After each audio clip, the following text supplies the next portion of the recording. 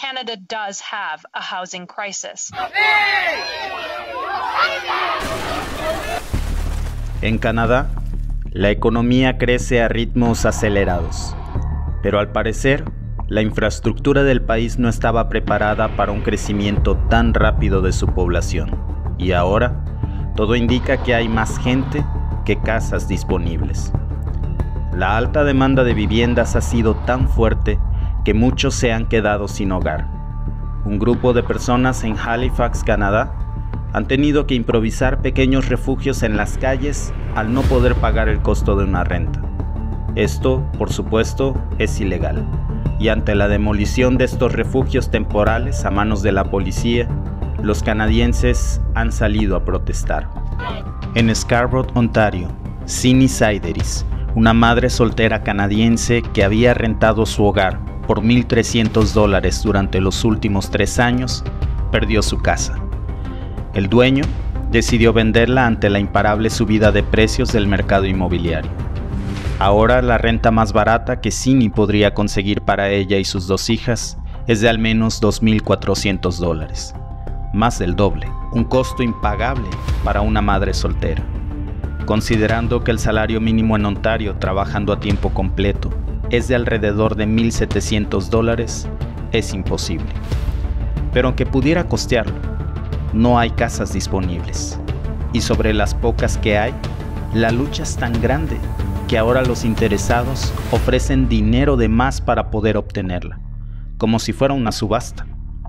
Ahora, Cindy Sideris y sus 2 hijas se encuentran sin hogar. Acudieron a un refugio temporal, pero ante la escalada de personas que se han quedado sin hogar, este día no tienen un lugar para ella. Just living day by day, and the shelter in between the trailer and the shelter, and there's no steps anymore. I'm desperate. ¿Cómo pudo pasar esto? ¿Cómo puede quedarse sin espacio el segundo país más grande y menos poblado del mundo? Los enormes rascacielos pueden verse a kilómetros de las grandes ciudades. La opulencia se respira en ciudades como Toronto y Vancouver.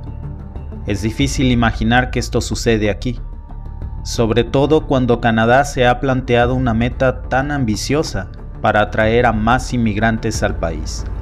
410,000 nuevos inmigrantes cada año. El alza de los precios de la vivienda, que alguna vez fue un problema limitado a las grandes áreas de alrededor de Vancouver y Toronto, hoy se ha convertido en una emergencia nacional. El precio promedio de la vivienda en Canadá, según datos de la agencia canadiense Real Estate Association, aumentó en más del 30% tan solo entre julio del 2019 y julio del 2021. La pandemia también ha aumentado la tensión en los arriendos de las casas. Por un lado, las amenazas de desalojo durante las órdenes provinciales de quedarse en casa pusieron en evidencia la difícil situación de los inquilinos de bajos ingresos. Muchos perdieron sus empleos durante la primera fase de la pandemia. Pero, ¿cómo surgieron en primer lugar los problemas de la vivienda en Canadá? ¿Tiene algo que ver con la inmigración al país? Si bien no existe una explicación única o simple, estos son algunos de los principales factores que los expertos señalan al explicar la crisis de la vivienda en Canadá. El dinero barato es uno de los factores más evidentes para los economistas canadienses, que han culpado durante mucho tiempo a las bajas tasas de interés como un factor importante detrás del auge de los precios de la vivienda en Canadá. ¿Por qué? Porque en Canadá obtener un crédito es muy sencillo. La economía funciona y hay una fuerte confianza en que las personas tienen la posibilidad de pagar. Así que la pelea por el negocio de prestar dinero a tasas de interés muy bajas se ha reducido a cifras de un solo dígito durante más de una década. Las bajas tasas de interés han permitido a los canadienses asumir hipotecas cada vez más grandes y, por lo tanto, permitirse comprar no solo una vivienda, sino una o 2 o más. Así que para cuando las nuevas generaciones quieren comprar una casa o para cuando los nuevos inmigrantes llegan, no hay casas disponibles para ellos. Y las que hay no están a la venta a menos que ofrezcas un sobreprecio por ella. La cantidad de deuda hipotecaria que los canadienses adeudan colectivamente se situó en 1.7 billones de dólares para septiembre del 2020. Según los últimos datos del Banco de Canadá, esto es un aumento de alrededor de 1 billón en deuda hipotecaria en apenas 10 años. Si bien las tasas hipotecarias ya eran bajas antes de la pandemia, cayeron aún más después del inicio de la emergencia de salud. El Banco de Canadá utilizó esta herramienta para reducir los costos de los préstamos y estimular la actividad económica para suavizar el impacto de la pandemia. El Banco Central de Canadá ha dejado su tasa de interés clave en un mínimo histórico del 0.25% desde marzo del 2020, lo que contrasta con las altas tasas de intereses en Latinoamérica que pueden llegar incluso, en Argentina por ejemplo, a una tasa de interés hipotecario que ha rondado hasta en 37%. Muchos analistas también señalan otro problema para explicar el aumento vertiginoso de los precios de las viviendas en Canadá. No hay suficientes casas para todos los que quieren comprar o alquilar una. La oferta de viviendas en Canadá no ha seguido el ritmo del crecimiento de la población. Si bien las fronteras canadienses se cerraron a la mayoría de los inmigrantes desde marzo del 2020, para limitar la propagación del COVID, tan solo entre los años 2016 y 2019, según datos de Inmigración, Refugiados y Ciudadanía de Canadá, Canadá recibió a casi 1 millón de nuevos residentes permanentes, y entre 2017 y 2018, la inmigración neta representó el 80% del crecimiento de la población del país. Ese aumento probablemente ayudó a impulsar la demanda de viviendas durante la pandemia. Otro factor, según los expertos, ha sido el rápido aumento de la matrícula de estudiantes internacionales.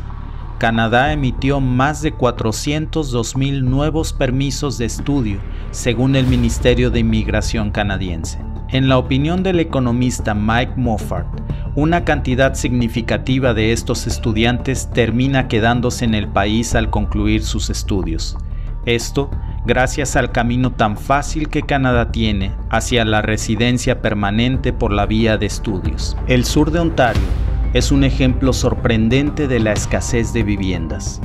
Se estima que la población de la región de Greater Golden Horseshoe, que se extiende alrededor de Toronto y el extremo occidental del lago de Ontario, ha crecido en más de 780,000 personas en un periodo de tan solo 5 años.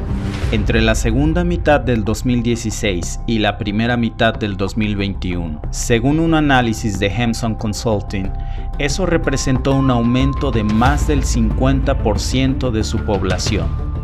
Pero en el mismo periodo, de 5 años, entre 2016 y 2021, esa región solamente agregó 270,000 nuevas casas, un aumento modesto de alrededor de 214,000 casas en los últimos 5 años. Y cuando se trata de vivienda, las generaciones también importan.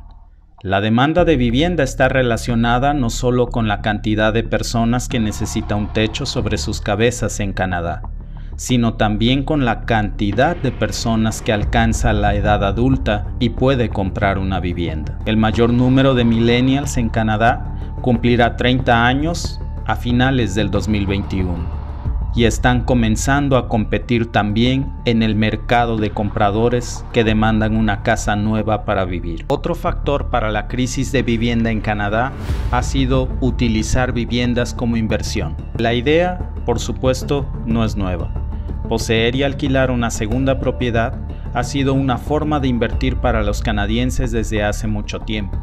El problema es que la creciente apreciación de la vivienda hace que la compra de casa sea un lugar atractivo para invertir. Pero no todos los inversores son canadienses y no todo el dinero que invierten es dinero limpio. Este último dato tal vez sea el más grave de todos. Según una investigación realizada por Global News Toronto, usar casas para lavar dinero sucio ha sido otro de los factores que ha generado la crisis de vivienda en Canadá.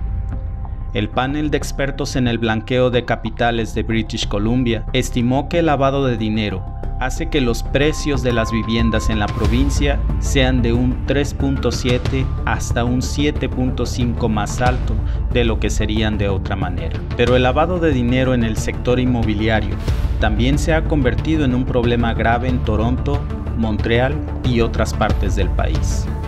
Los bienes raíces se prestan bien al lavado de dinero, dice James Cohen, director ejecutivo de Transparencia Internacional Canadá.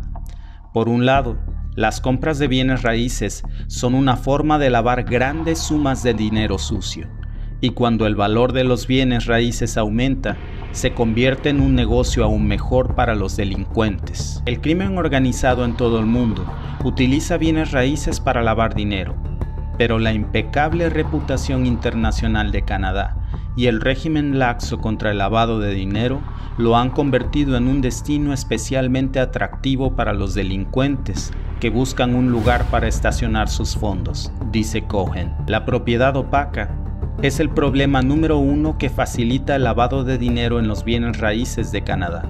Según Transparencia Internacional Canadá, el uso de empresas fantasmas, fideicomisos o prestanombres para mantener el título de propiedad es una manera fácil en que los delincuentes ocultan las propiedades de la fuerza del orden y de las autoridades canadienses. El ambicioso plan de construir 1.200.000 viviendas en 4 años no es suficiente.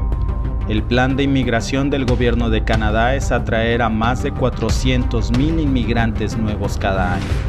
Esto significa más de 1.600.000 inmigrantes en el periodo en el que el gobierno canadiense espera construir 1.200.000 viviendas.